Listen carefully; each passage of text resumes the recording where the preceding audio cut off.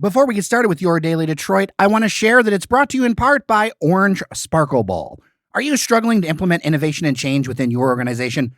With a unique, human-centered innovation approach, Orange Sparkle Ball, or OSB, helps organizations break through roadblocks and pain points to achieve measurable results. OSB is not your typical consultancy. OSB's agile approach to innovation allows you to move quickly to action and achieve measurable pilot results. To learn how you can drive innovation and success in your organization, contact OSB today at hello@osb.co. That's hello@osb.co.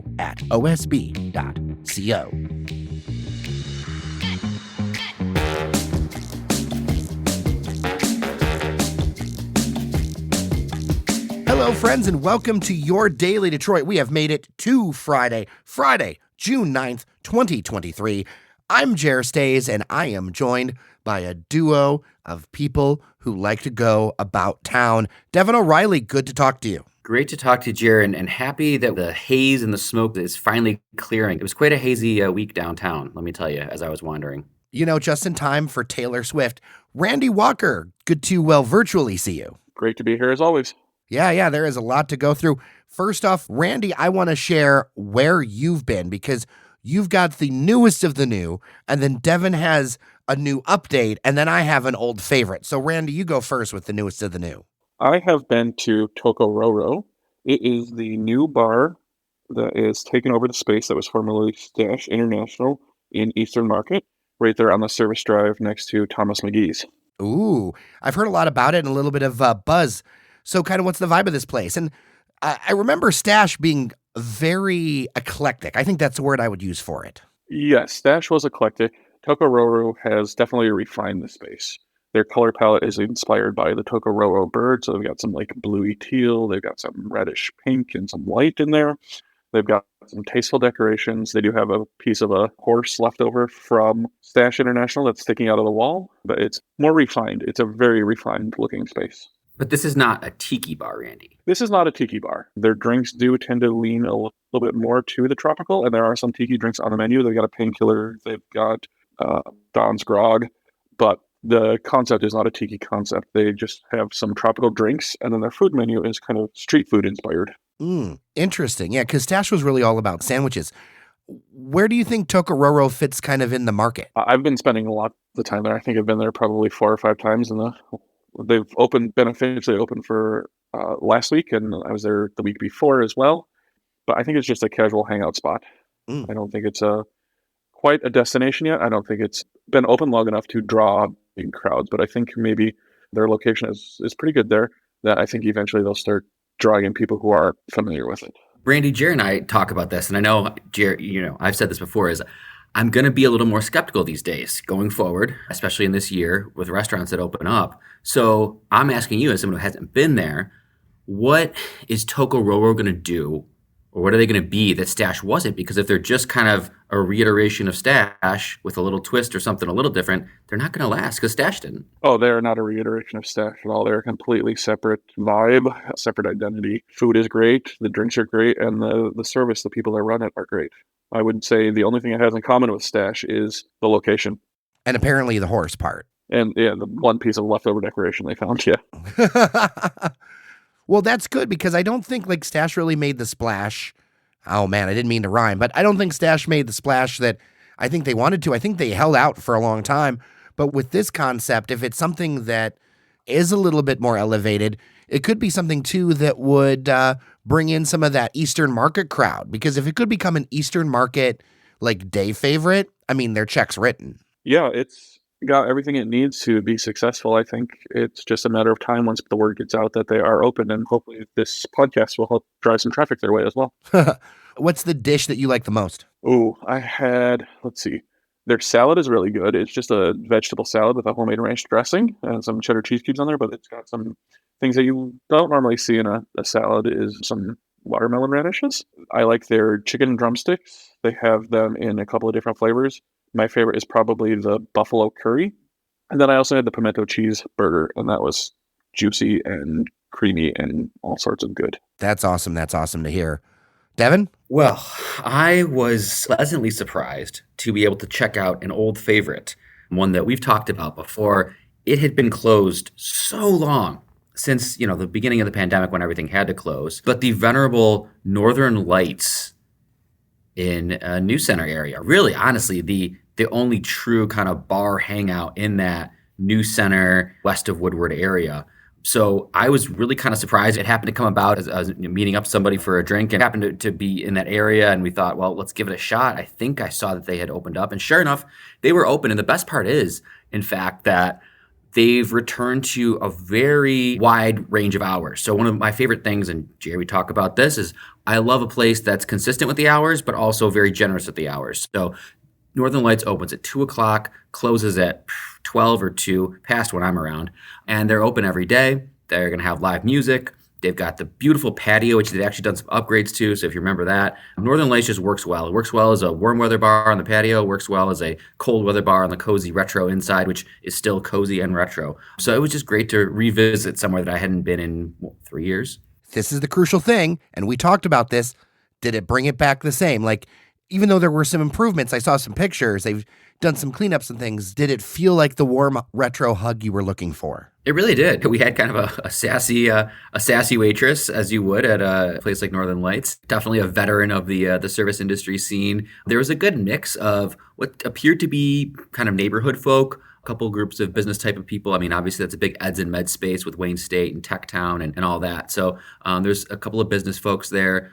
So it was a good diverse mix of people. Wasn't too crowded. I'd say maybe there was probably 20 to 25 people there, but that's not bad for an afternoon. So I was pleasantly surprised and look forward to revisiting it again. I hope they can weather the storm. I got to believe a place like Northern Lights, in their situation, I believe they own the building, which of course always helps for longevity, for making sure you weather any leasing issues or things like that. So I think they'll be good because I do think they own the building. Yeah, I mean, that's part of the secret to things like the Two-Way Inn, one of Detroit's oldest bars, way over there in like the, I don't even know how to describe the neighborhood. It's like, I think they call it like Nortown because it isn't North, but it's Norristown because of the old military commander or whatever that lived there. But anyway, like they own the building, so it's something that they're able to keep going because their costs are kind of controlled. And so I think this is a good thing. And here's the thing. I'm glad to hear this because I'm going to want to go back because let me tell you, when I lived over there in the cultural center, like that was the place because so often hours would be up and down. And, I enjoy a lot of places, but, if school wasn't in session or if there was an event or whatever, a lot of places, bars, they just wouldn't be open or you wouldn't know if they'd be open, but you always knew that Northern Lights would be your port in the storm. Yeah, it was. I mean, Randy, I imagine you spent a few nights at Northern Lights. Oh yeah, I've been there a few times and I'm excited to go back and check it out now that they've reopened.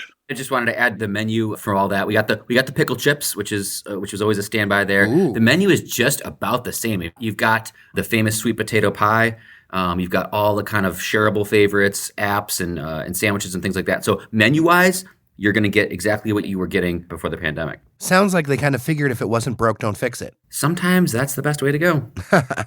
And then I wanted to also throw out Tocororo's hours before we get too far along.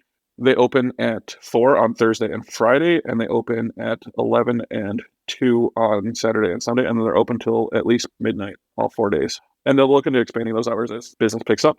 All right. Good to hear. Now, going around the horn here, Jer, what about you? What are you going to offer us as far as places to go? Well, Devin, I went ahead and I secretly texted your family and I got a pass to come to Dearborn and into the west side of Metro Detroit. And I went and checked out Malek Al-Kabob. Now, it's been around a minute, but they have locations in Dearborn, Taylor, and I just learned this, though I didn't go to this one. They have a new location in Trenton. So Dearborn on Michigan Avenue, Taylor and Goddard, and Trenton on West Road. And oh my gosh, what a great option. It's not always talked about in like the listicles or whatever, but they do a great job, whether it's their hummus, their pita, their shawarma, falafel, all the salads you want to do. An excellent thing. I think they first opened in 2006. So they've been around a minute, but reasonably priced. Tastes good. If you like Mediterranean and you haven't tried it, I think you should definitely check out Malek Al-Kabob. And they're really good at like the online orders and the pickup orders and all that stuff. And I'm just, big thumbs up. I was running some stuff down that way and big thumbs up. Yeah, Jared, you mentioned they have one in Dearborn, and that's, of course, the one that I've been to. And I live having the embarrassment of riches of Middle Eastern restaurants in Dearborn, we like to mix it up. As much as my wife and I love Lapita, we don't always go to Lapita. We're like, oh, let's try some different stuff. So Malek Al-Kabob is definitely in our Mediterranean rotation. They have a lot of the favorites that you would find on a Mediterranean menu, but they've got different stuff too. They've got some good seafood dishes. So, I've gotten their shrimp stir fry before. They have breaded shrimp. They've got seafood galaya, which is kind of a stew of shrimp and vegetables in a sauce, which you can do with salmon or shrimp. They've got a whole juice bar. So they have a pretty good dessert menu as well. So it's a pretty kind of wide-ranging menu in as far as like the Middle Eastern fare. Wholly impressed. And you know what? And I think pricing is very fair for what you get. Like if you want to do like a shawarma or a sandwich or something, you can get out of there for not very much money. Like you can quickly, say, hey, I want to do what I like to call the cheap and cheerful and get something that tastes good but doesn't necessarily completely break the bank, especially if you're doing like a shawarma sandwich or something like that. Yeah, I mean, overall Mediterranean food, it's a great dining hack because overall Mediterranean food tends to be very affordable, most menus, unless you're Layla. But most Mediterranean places have a really approachable price point, and Malek Al-Kabob is one of those. Yeah, and even with the dinners that are a little bit more, it's like 2 meals. Like if you eat all of that in one session, you probably deserve one of those awards that they put up at some of those restaurants, Yeah, it's a dinner and leftovers type of place or lunch and dinner type of place. Now, Randy, I understand you have some sad news to share with us. That's right. Lost River, the tiki bar over on the east side, is closing down. They are doing one final hurrah on the 18th, but after that, who knows what is actually going to go into the space. They haven't really made any announcements yet, but the other sister business upstairs, Apartment Disco, is going to stay open, at least for now. But yeah, sad news. It was a great tiki bar. They shut down earlier this year and had announced that it was just going to be a pause, but now it looks like they're pivoting and going to do something else with that space instead. Now, does that specifically break your heart? Because I know that you enjoy going to that place quite a bit because you're a big fan of the whole like tiki style or whatever. It does. I'm going to miss it, but also I've been going to Mutiny in Southwest a lot more these days. Some of the staff from Lost River have moved over to that spot, so I'll at least see some familiar faces, but Lost River was a cool spot. Now, Randy, as a appreciator of tiki culture, but not necessarily a frequenter of all the tiki bars, because as I've mentioned on the show, I'm not a huge fan of tiki drinks, I know. But now is Mutiny the last tiki bar in Detroit? Yes, in the city proper, there is Mutiny. There is My Tiki up in Ferndale as part of Tiger Lily. But in Detroit city proper, yeah, Mutiny is the only tiki bar. That's a bummer. Do you think we could support more, though? I feel like, Mutiny is a pretty small place. I feel like there's an appetite for kind of tiki bars and tiki culture. I feel like Detroit can support more than one, right? Oh, absolutely. What was it, 4 years? Like the two of them operated simultaneously. So I don't think that it is a lack of interest in tiki that Lost River is shutting down, but I could be wrong. Well, I would love to hear what listeners think. dailydetroit@gmail.com. We've got a ton of restaurant news in this episode today. Next thing I want to bring up is that the Warren-based chicken chain Wing Snob is adding 22 more locations. I feel like they're popping up everywhere. Like I'll make a turn at some random place around town, going to a meeting or reporting a story, like, oh, there's a Wing Snob. Well, apparently they've already got 28. They're adding 22. They were just founded a few years ago. So I went ahead and looked at an article on Cranes about this because I was like, am I crazy that they haven't been around that long? And no, I am not. Apparently, their first store was in 2017 in Livonia. They say that some of these locations will be in Brighton, Shelby Township, and Dearborn, and some more stores in Livonia because, whatever people want to think about Livonia, like it's an area with a bunch of people who do pretty well that spend money on local stuff. So that's how it is. And although that Wing Snob is a chain, it is a locally owned chain, which is kind of interesting to me. These franchises seem to be really popular. This uptake seems to be big. You don't grow like this as a franchise unless people buy in and see that they're going to make money off of it. But what are our thoughts on the Wing Snob? Well, as you mentioned, the Dearborn one just opened. I haven't had a chance to go there yet.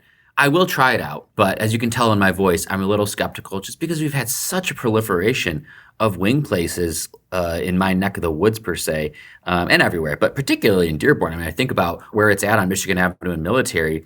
You're literally a couple blocks away from Buffalo Wild Wings. You're literally a couple blocks away from Dave's Hot Chicken. You're not too far from Mother-in-Law's famous fried chicken. It's a lot of chicken business, and I just wonder, what is Wing Snob going to do differently? How are they going to set themselves apart?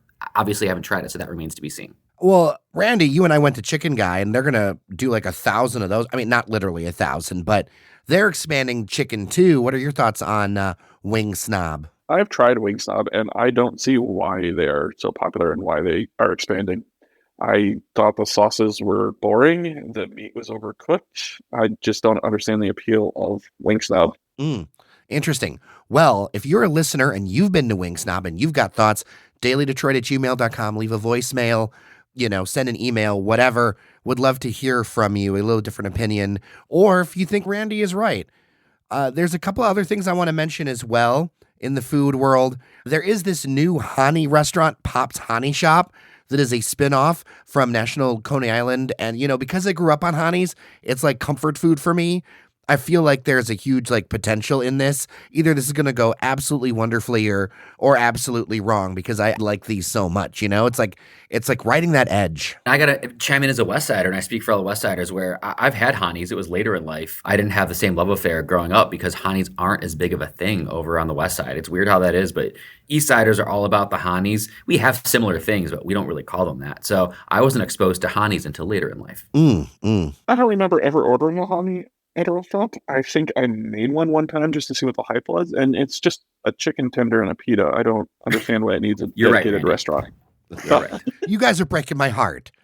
All right, Randy, I'm gonna have to take you to this it's place. It's not bad, but I don't see why it's so special.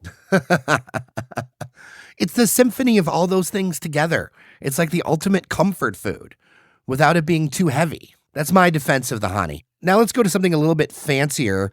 Big Rock in Birmingham has new owners, and I wanted to flag this one because I have actually been to Cameron Mitchell Restaurants locations in Columbus. Now, this is kind of one of those mid to high-end restaurant chains. They are all over Columbus, Ohio, and they are coming to Metro Detroit. Big Rock in Birmingham was around for a very long time, so I'm very interested to see what they're going to do. They're going to spend $10 million on the rehab, according to press materials, which is a lot of money. And they're going to call it the Big Rock Italian Chop House. So I know before the show that Devin, in your networking, because Big Rock was a big deal with networking and business lunches and all that kind of stuff. And I worked corporate for a while. Devin, I know you didn't make it out there. Randy, did you ever make it out to Big Rock? Never even heard of it before today. Oh, wow. Okay.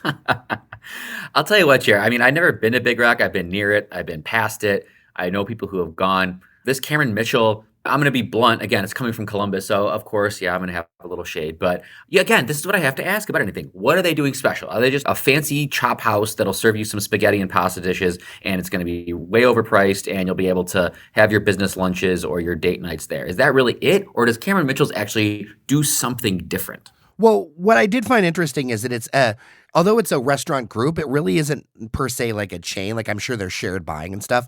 But every Cameron Mitchell I've been to has been a solid experience.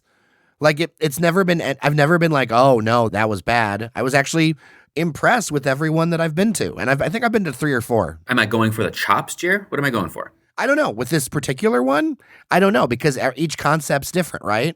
So if this is going to be the Italian chop house, I feel like it's going to be right in that realm, right? So, I mean, let's be honest, like, Metro Detroiters really like a certain style of food. They're really into that chop house. They're really into that steak. They're really into that Italian.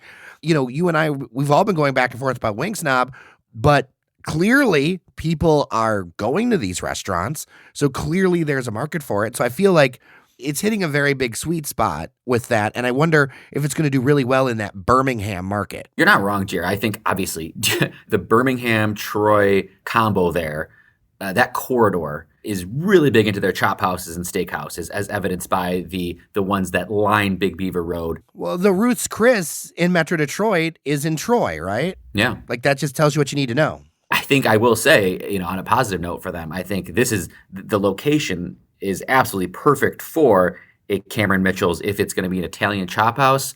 If I was telling you where to put one, I'd tell you that's where you'd put an Italian chop house to do well. So Yeah, 100%. I think it will do well.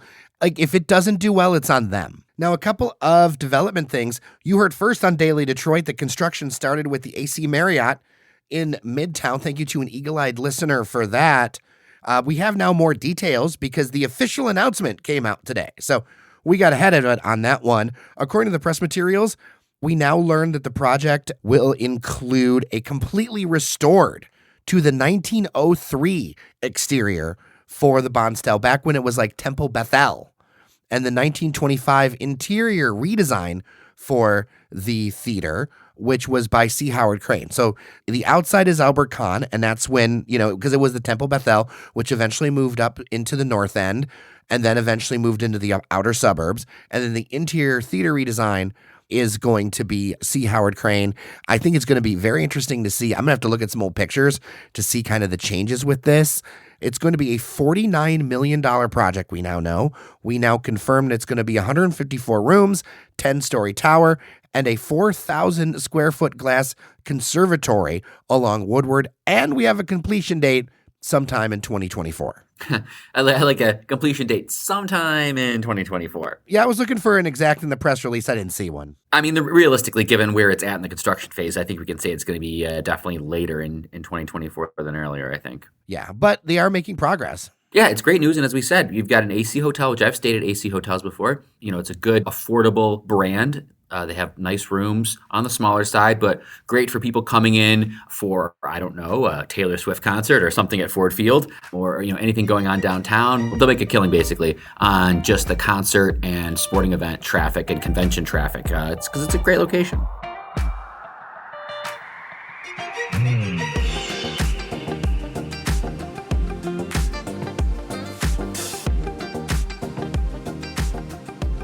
All right, well, we are done for today. What an episode. Covered a lot of ground, a lot of food ground, which is always very tasty. And now I'm hungry, as I am often after these episodes. I guess for now, we should all sign off where people can find us. Of course, I'm Jer Stays. Find us all things Daily Detroit with your feedback, dailydetroit@gmail.com. And Devin? Devin O'Reilly, find me wandering the city. And Randy Walker. And I will be at a neighborhood bar near you. Good chance at Two Birds, right? Two Birds is a good choice. Metropolitan's a good choice. And Tocororo lately, too. Thank you so much for listening. Remember, we are supported by our members on Patreon, patreon.com/dailydetroit. Thank you so much for listening. Remember that you are somebody, and we'll see you around town.